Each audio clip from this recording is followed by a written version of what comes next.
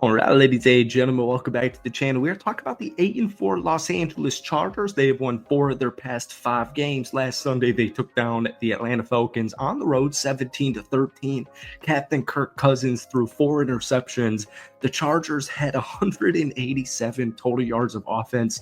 They only had the football for 24 minutes of that game. They went 3 of 11 on third down, and some way, somehow, they still came out victorious. And in my opinion, they looked like by far the better football team. And that's just something you haven't seen with the Los Angeles Chargers, honestly, for a very long time, but mainly so with Justin Herbert. And so we know what Harbaugh is doing right now is unprecedented.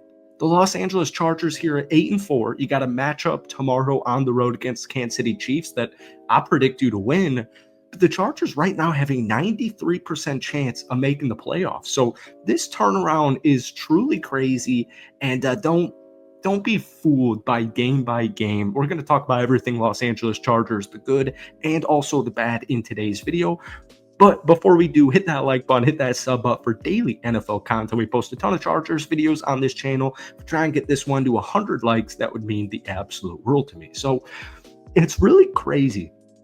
You know, it really is. Like if I told you those statistics, that you're playing on the road against a playoff caliber team. I know the Falcons have been really bad the last couple of weeks, mainly Kirk Cousins, but their defense is underrated. They got playmakers all over their offense. If I had told you a team went on the road, had the football for only 24 minutes, had only 10 first downs, literally 10 first downs, was 3 of 11 on third down efficiency, and had 187 yards of offense as opposed to the 350 they gave up, and won that game, you'd have a lot of question marks. And it's funny because the stats have never truly been great this whole season with the Chargers. Like, for example, Justin Herbert has only 2,500 total passing yards, 13 touchdowns, and 1 interception. He's thrown for like 215 yards per game.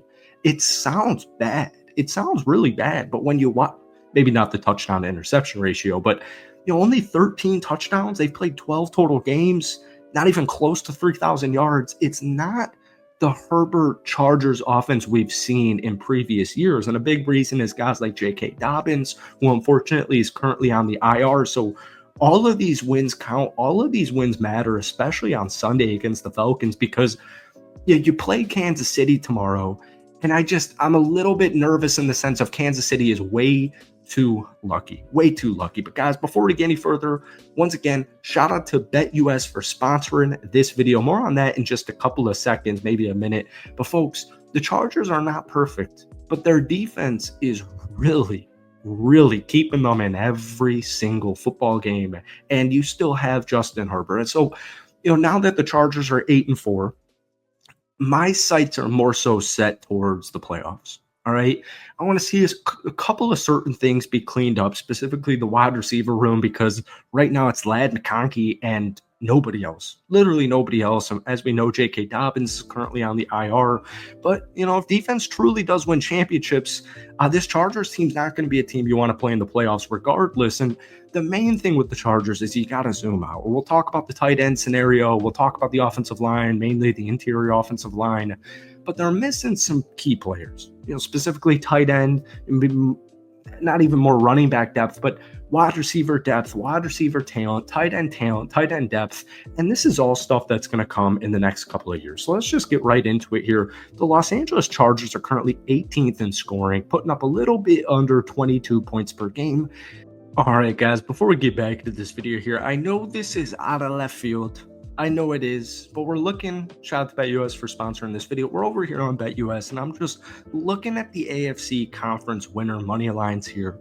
You scroll down to the Los Angeles Chargers. They're sitting here at plus 1,400, the exact same odds as the Houston Texans. So I'm just saying, if you're feeling it, if you're feeling ballsy, if you're feeling it, it's there. It's there for you on BetUS.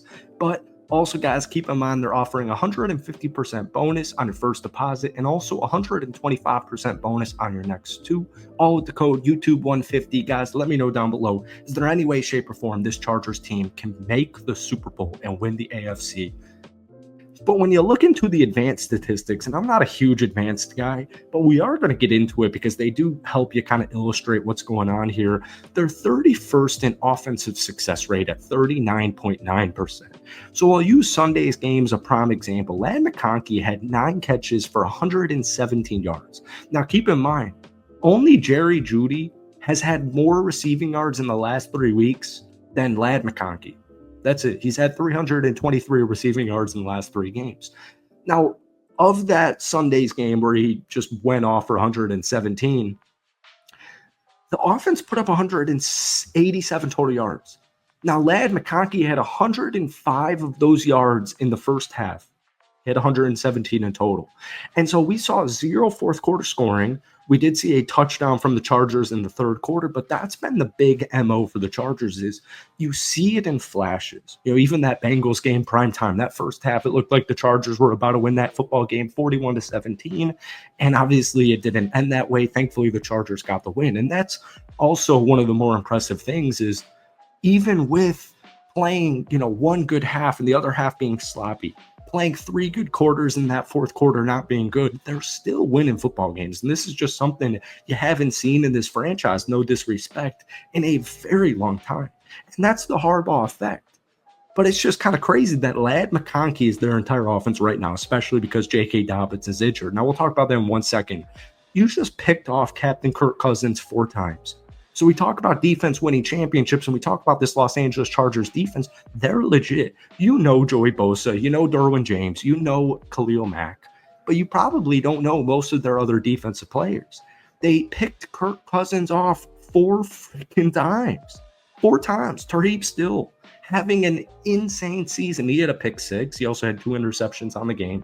May had a pick. James had a pick. They also held the Atlanta Falcons to just 5 of 18 on 3rd and 4th down, 1 of 4 in the red zone. Tarheeb Still is up to 3 picks on the season. That's tied for 3rd among rookies. Yes, he's a rookie.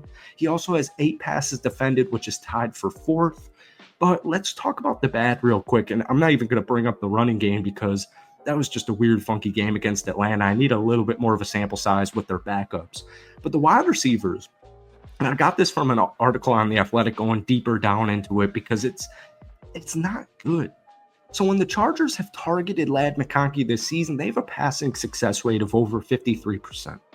For some context here, the Detroit Lions are the only team in the NFL over 53.3% in passing success rate this season. So it sounds cool, right? All right, Ladd's on his way to becoming star wide receiver in the NFL in the foreseeable future. But when Justin Herbert's targeted any other wide receiver or even any other player on this roster, that success rate goes down to 41.6%. So just some more context here, only 5 teams in the NFL have a worse passing success rate than that metric. So pretty much to summarize it, the Chargers are a top 5 passing offense when you target Ladd McConkey. They're a bottom 5 passing offense when you target anybody else. And the main reason it appears to be is man coverage. Justin Herbert's entering week 14 ranked 23rd in EPA per dropback against man coverage. That's not good. He's never been below he's never been below 0.11 EPA per dropback. He's currently negative 0.06. I know these are weird advanced statistics. I don't really like them either, but just more context here. Those are along the same statistics as Bryce Young, Drake May, and Daniel Jones. That's how bad it's been. Now, they're really catching on. The rest of the NFL is really catching on to this right now. Over the past 2 games, Herbert has seen the highest man coverage rate in the league at 45.5%. Keep in mind, Will Dissly, terrible against man coverage, 88th in the NFL. JK is not playing football right now for the foreseeable future. The Chiefs play man coverage at the 6th highest rate in the NFL. Now, the good news is I find it very difficult for divisional teams to win both games against another good divisional team. So that's in your favor tomorrow. Ladd's technically questionable at the time of this recording, and it's a road game against Kansas City. And like I said, they have the refs. They have luck on their side. So tomorrow's going to tell us a lot about this Los Angeles Chargers team, like a lot. If the Chargers win this game tomorrow, it will be all hell breaks loose. This is a legit contending football team. All right. But keep in mind, this is a long-term plan. All right. That's it from me. Hit that like button, hit that sub button. Enjoy the rest of your weekend. And guys, give me your score prediction for tomorrow's game against Kansas City down below. Peace.